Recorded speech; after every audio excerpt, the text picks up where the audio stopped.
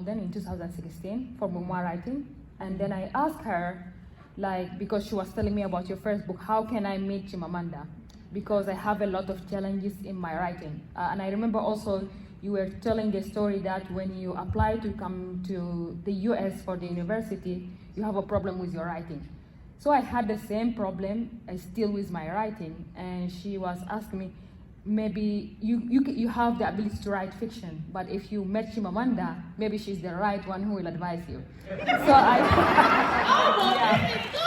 So I want to know exactly the advice that you give me, because now I'm in the US, I have all this experience and emotion surrounded by me, and I also have memories from back home and political transformation. I want to know how I can transfer that to a script.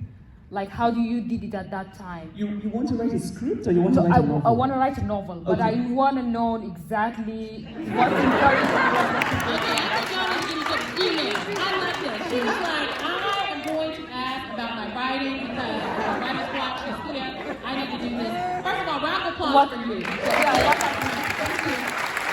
Yes. Okay, I want you to answer her question, but I also think and then just an advice for younger people like us. What I would just say is, I would just say you need to write it. Because I'm a bilingual, English wasn't my first language. Yes. And then I have to go and study it. Yeah, but I can understand you, which means you can write it. So you're speaking English. I mean, this idea somehow that we have to be perfect before we start something, it's not helpful. Oh. Just start it. And Auntie Marita, I love Marita Golden.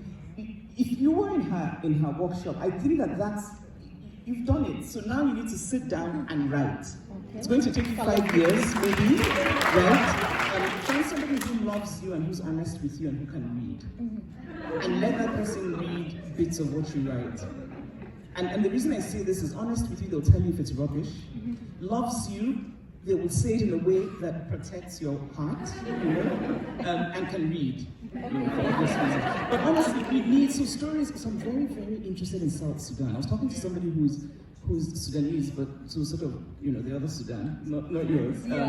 And I was so curious about what life is like now, because I feel disappointed. Because I felt this kind of yes to South Sudan, because it's like, yes, no.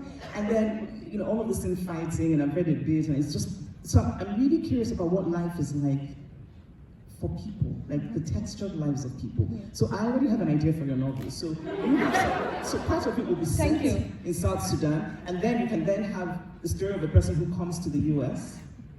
Because I was wondering, where did she find all this experience when she writes Americana? I asked this a question for a lot of people here in the US. They said she's Nigerian. So she's good in experiencing everything. So I think all of us Africans, we are good also in experiencing it. Thank you. Thank you.